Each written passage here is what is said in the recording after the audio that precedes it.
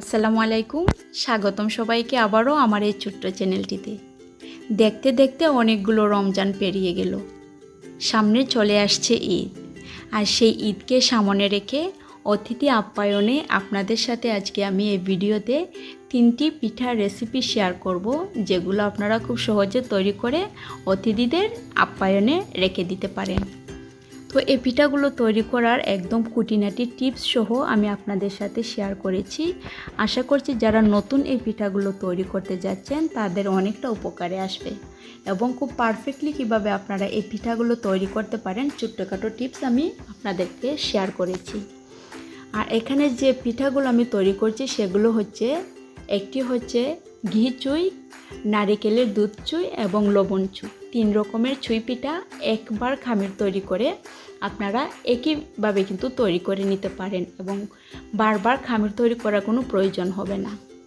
তো সেই পিঠাগুলো তৈরি করার জন্য আমি এখানে কিছু চালের গুঁড়ি নিয়েছি। আর এই চালের গুঁড়িগুলো কিন্তু আমি খামির তৈরি করার জন্য যে পানি ফুটিয়ে যে খামিরটা তৈরি করা হয় ওইভাবে করছি না।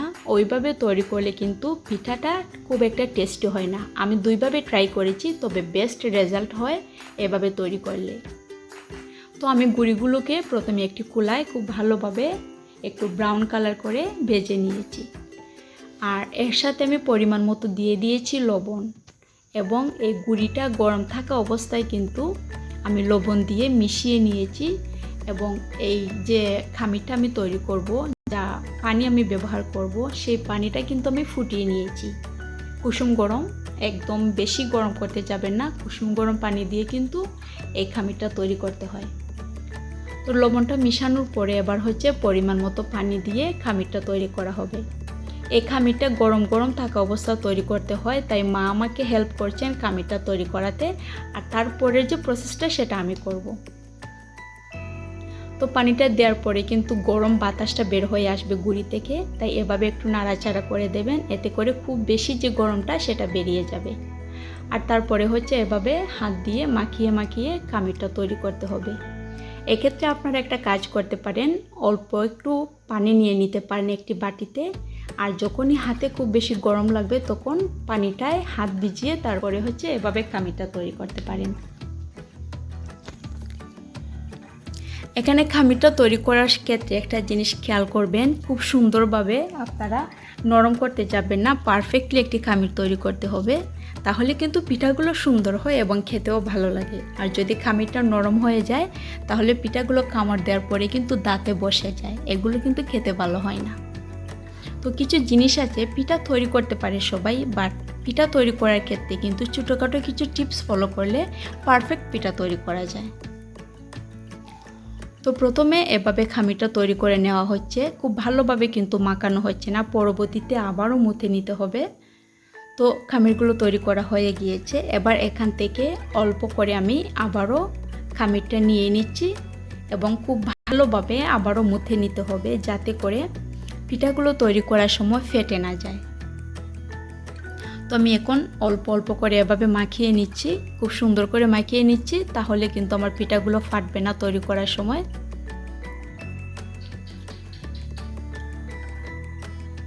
আর প্রথমে আমি যে পিঠাগুলো তৈরি করব সেটা হচ্ছে যে চুই পিঠা তৈরি করব, একদম ছোটো ছোটো করে যেগুলো তৈরি করা হয় সেমাই পিঠা, ওইটা তৈরি করব। তারপরে আমি লাস্টে দেখাবো আপনারা কিভাবে লবণ চুই পিঠা তৈরি করতে পারেন। তো যেহেতু আমি নারিকেলের চুই পিঠা এবং যে ঘি চুই, এই 2টা পিঠা আমি একসাথে তৈরি করব, একবারেই আমি তৈরি করে নিয়ে তারপরে 2বারে কিভাবে তৈরি করতে হয় সেটা দেখাবো। তাই আমি আগে ওইগুলো তৈরি করে নিচ্ছি, এতে করে আমার কাজটা সহজ হয়ে যাবে। তো পারফেক্টলি আমার খামিরটা মাখানো হয়ে গিয়েছে। এবার এখানে একটা টিপস দিচ্ছি, আপনারা কিন্তু যে কোনোভাবেই এগুলো তৈরি করতে পারেন, তবে খুব তাড়াতাড়ি যাতে এই পিঠাগুলো তৈরি করা যায় তার জন্য এভাবে একটু খামির হাতে নিয়ে মাখিয়ে তারপর এভাবে লম্বা করে আঙুলের চিপায় রেখে অল্প অল্প করে নিয়ে আপনারা এই সেমাই পিঠাটা তৈরি করতে পারেন। এতে করে খুব সহজে এবং তাড়াতাড়ি তৈরি করা হয়ে যায়। অনেকে যে কাজটি করেন, অল্প অল্প করে বারবার হাতে নেন এবং এই পিঠাগুলো তৈরি করেন, এতে করে সময়টা একটু বেশি লাগে। তাই আমি এভাবে আঙুলের চিপায় রেখে দিয়েছি এবং এভাবে নিয়ে নিয়ে আমি সবগুলো পিঠা তৈরি করে নিচ্ছি। তো আপনাদেরকে আমি দেখিয়ে দিচ্ছি, আপনি চাইলে এর চেয়ে আরও ছোটো করে তৈরি করতে পারেন, বাট আমি আর ছোটো করতে পারছি না, ওইগুলো করেই আমি নিয়ে নিয়েছি। আর আপনারা সেমভাবে কিন্তু ফলো করবেন, অল্প একটু নিয়ে হাতের আঙুলে ঘুরিয়ে ঘুরিয়ে হাতের তালু দিয়ে কিন্তু এই পিঠাগুলো তৈরি করতে হয়। তো আগে থেকে আমি এখানে একটি হাঁড়িতে পর্যাপ্ত পরিমাণে পানি দিয়েছিলাম, আর পানিটা খুব ভালোভাবে যখন ফুটে গিয়েছে তখন কিন্তু এই ফুটন্ত পানির উপরে আমি আমার পিঠার যে পাত্রটা সেটা বসিয়ে ঢাকনাটা দিয়ে আমি ঢেকে দিয়েছি, যাতে গরম বাতাসটা বেরিয়ে না যায়। এভাবে আমি প্রায় 30 থেকে 35 মিনিট জাল করে নেব, এতে করে আমার পিঠাগুলো হয়ে যাবে। তো প্রায় 35 মিনিট পরে আমি পিঠাটা নামিয়ে নিয়েছি। আর এখানে একটি টিপস আপনাদের দিচ্ছি, আপনারা কিন্তু পিঠাগুলো নামানোর পরে গরম থাকা অবস্থায় আলাদা করে নিতে হবে, না হলে কিন্তু পিঠাগুলো ঠান্ডা হওয়ার পরে যখন আলাদা করতে যাবেন তখন ভেঙে যাবে, কারণ শুকানোর পরে কিন্তু একটার গায়ে একটা লেগে যায়। তাই এরকম যখন কিছুটা ঘামা ঘামা থাকবে, যখন এই পিঠাগুলো গরম থাকবে, এই সময় কিন্তু যে পানির বাফটা উঠেছিল সেতে কিন্তু পিঠাগুলো অনেকটা বেজা বেজা আছে। তো এইরকম থাকা অবস্থায় এভাবে হাত দিয়ে আলাদা করে নিতে হবে।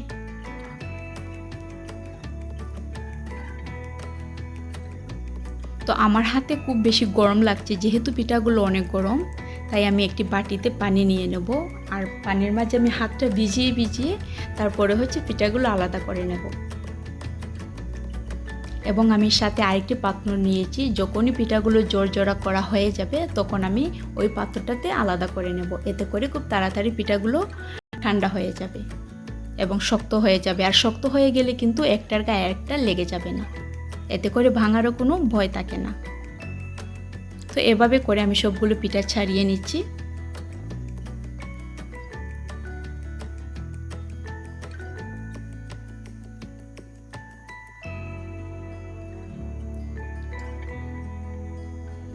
তারপরে প্রথমে ঘি চুই পিঠাটা আমি আপনাদের তৈরি করে দেখাচ্ছি।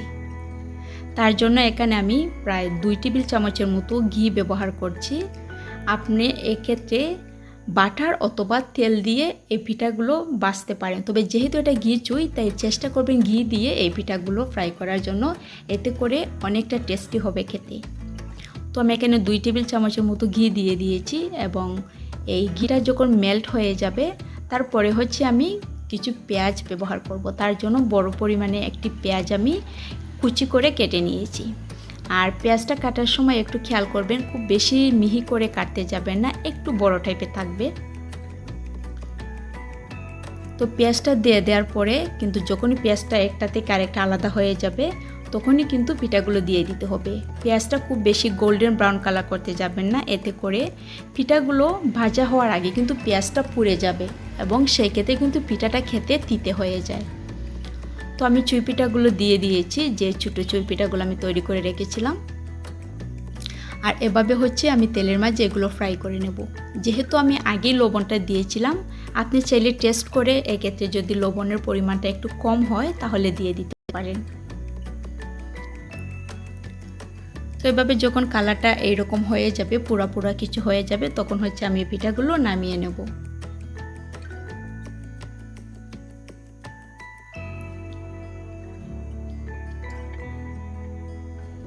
তো পিঠাটা হয়ে গিয়েছে, এবার আমি একটি সার্ভিং বোলে সার্ভ করে দিচ্ছি। আর আপনারা দেখতে পাচ্ছেন পিঠার কালারটা কতটা সুন্দর হয়েছে এবং অনেকটা লোভনীয় হয়েছে। সত্যি এই পিঠাগুলো কিন্তু খেতে খুবই সুস্বাদু লাগে, যদিও তৈরি করা একটু কষ্ট, তবে কষ্ট করলে কিন্তু কেষ্ট মেলে। তো অতিথি আপ্যায়নে চাইলে আপনি এই পিঠাটা তৈরি করে রেখে দিতে পারেন আপনার ঈদের আইটেমে। সেকেন্ড যে পিঠাটা আমি আপনাদেরকে তৈরি করে দেখাবো সেটা নারিকেলের দুধ চুই পিঠা। তো চলুন সেটা তৈরি করা আপনাদের আমি দেখিয়ে দিচ্ছি।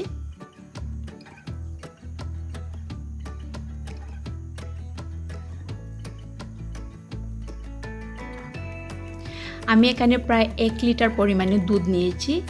আর এই দুধটা যখন একটু জাল করে যখন একটা বলক ফুটে যাবে তখন এর সাথে আমি দিয়ে দেব প্রায় হাফ কাপ গুড়।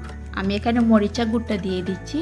আপনি চাইলে কিন্তু এক্ষেত্রে চিনি দিয়ে পিঠাটা তৈরি করতে পারেন, তবে সেক্ষেত্রে পিঠাটা খেতে খুব বেশি টেস্টি হয় না, কারণ এই চুই পিঠাগুলো কিন্তু দুধ দিয়ে তৈরি করে। এটা যদি মরিচা গুড় দিয়ে আপনারা অথবা অনেকে এটাকে জুলা গুড় বলে, তবে এই গুড়টা দিয়ে যদি তৈরি করা হয় তাহলে কিন্তু পিঠাটা দারুণ হয় খেতে। তো আপনাদের সাথে কথা বলতে বলতে আমার গুড়টাও এটাতে মেল্ট হয়ে গিয়েছে। তারপরে হচ্ছে আমি দিয়ে দিয়েছি হাফ কাপ নারিকেল। যেহেতু আমি নারিকেল দিয়ে এই দুধ চুই পিঠাটা তৈরি করছি, আপনি চাইলে যদি নারিকেল না ব্যবহার করতে চান তাহলে সেটা নাও করতে পারেন। এবার হচ্ছে এগুলো জাল করে একটু ঘন করে নিতে হবে।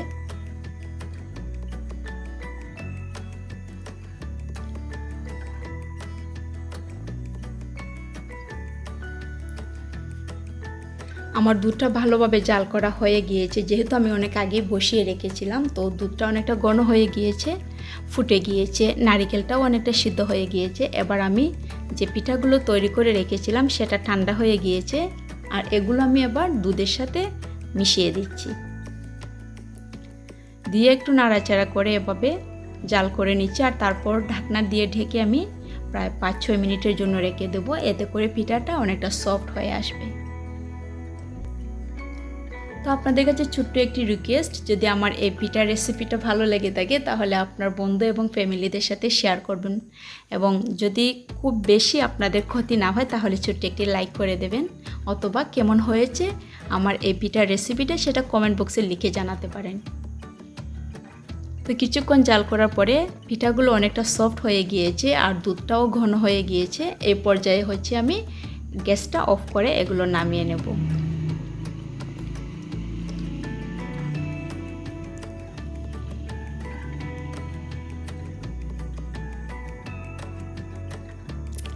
এবার আমি আপনাদের একটি সার্ভিং বলে সার্ভ করে দেখাচ্ছি দেখতে কেমন হয়েছে। আপনারা দেখতে পাচ্ছেন দুধটা জাল করার পরে কিন্তু অনেকটা ঘন হয়ে গিয়েছে, অনেকটা তিকি ভাব মনে হচ্ছে। আর ঠিক এইভাবে করে কিন্তু এই পিঠাটা তৈরি করবেন, এতে করে কিন্তু আপনাদের পারফেক্ট টেস্ট পাবেন, একটুও টেস্টের নড়চড় হবে না। অনেকে যে জিনিসটি করেন খুব পাতলা করে তৈরি করে নেন, এতে করে কিন্তু খেতে ভালো হয় না। তো লাস্ট যে পিঠার রেসিপিটা সেটা হচ্ছে লবণ চুই পিঠা। আর সেমভাবে আমি ওইগুলো যাতে খুব সহজে এবং সমান ভাগে এগুলো ভাগ করে আমি নিয়েছি, যাতে পিঠাগুলো ছোটো বড় না হয়। তো এবার হচ্ছে এখান থেকে এক টুকরো আমি হাতে নেব, আর তালুকতে নিয়ে হাতের এগুলো ঘুরিয়ে তারপরে হচ্ছে আমি আপনাদের দেখাচ্ছি কিভাবে এই পিঠাটা শেপ দিতে হয়। প্রথমে হচ্ছে একটা সাইড আমি করে নিচ্ছি, আপনারা একটু খেয়াল করেন আমি কিভাবে করছি। এভাবে হাত দিয়ে ঘুরিয়ে কিন্তু একটা সাইড আমি চোকা করে নিয়েছি, আর তারপরে আমি ঘুরিয়ে অপর সাইডে সেম করে নিচ্ছি। আর এভাবে করেই কিন্তু এই পিঠাগুলো আমি তৈরি করে নেব। আপনারা আশা করি দেখতে পাচ্ছেন আমার সবগুলো পিঠা একদম একই সাইজে হয়েছে এবং খুবই সুন্দর করে তৈরি করা হয়েছে। তো চেষ্টা করবেন নিখুঁতভাবে খুব সুন্দর করে এই পিঠাগুলো তৈরি করে নিতে। আর পিঠাটা তৈরি করার আগে এভাবে হাত দিয়ে একটু মুট করে আপনারা এভাবে করে নেবেন, তাহলে কিন্তু ফেটে যাবে না। আপনাদের সুবিধার জন্য আরেকটি পিঠা আমি তৈরি করে দেখাচ্ছি, আর ঠিক এইভাবে করে সবগুলো পিঠা আমি তৈরি করে নেব।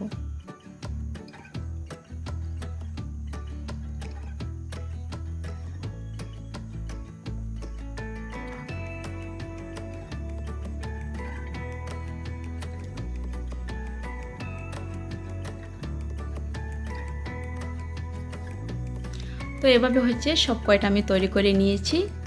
আর তারপরে যে পানিটা বসানো ছিল সেই পানিটাতেই আমি কিন্তু এই পাত্রটা বসিয়ে সেমভাবে জাল করে নেব। আর এখানে আপনাদের আমি একটি টিপস দেব যে এই পারফেক্ট চুই পিঠাটা তৈরি করার জন্য আপনাকে কি করতে হবে। তো ঢাকনা দিয়ে ঢেকে আমি দিয়ে দিচ্ছি আর অপেক্ষা করছি প্রায় 40 থেকে 45 মিনিট, কারণ এগুলো যেহেতু বড় একটু সময় লাগবে সিদ্ধ হতে, তাই অপেক্ষা করবেন যতক্ষণ না এই পিঠাগুলো তৈরি হচ্ছে। আর এর ফাঁকে কিন্তু আমি একটি কাজ করছি, আপনাদের এখন আমি বলে দিচ্ছি। যখনই পিঠাটা হয়ে যাবে তার ঠিক 10 মিনিট আগে আপনারা একবার এই ঢাকনাটা খুলে তারপরে হচ্ছে উপর থেকে কিছু পানি ছিটিয়ে দেবেন, এভাবে আমি যেভাবে দিচ্ছি। এতে করে কিন্তু এই পিঠাগুলো অনেকটা জোর জোরে হয়, এবং যখন আপনারা পিঠাগুলো ঢালতে যাবেন তখন কিন্তু এই পাত্রতে লেগে যাবে না। তো আমি যখন পিঠাগুলো ঢালবো তখন আপনারা একটু খেয়াল করবেন। আমার পিঠাটা সিদ্ধ হয়ে গিয়েছে, আমি একটি ডালা নিয়েছি আর এর উপরে আমি যে পিঠাটা সিদ্ধ করেছি সেটা ঢেলে দেব।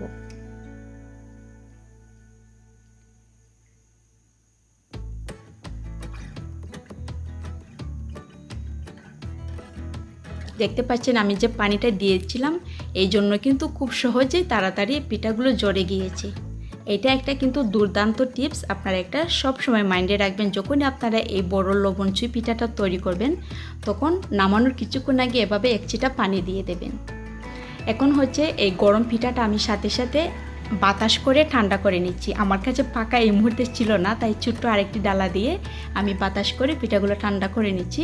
এতে করে কিন্তু চুই পিঠাটা অনেকটা, দেখতে পাচ্ছেন আপনারা, চকচকে করছে।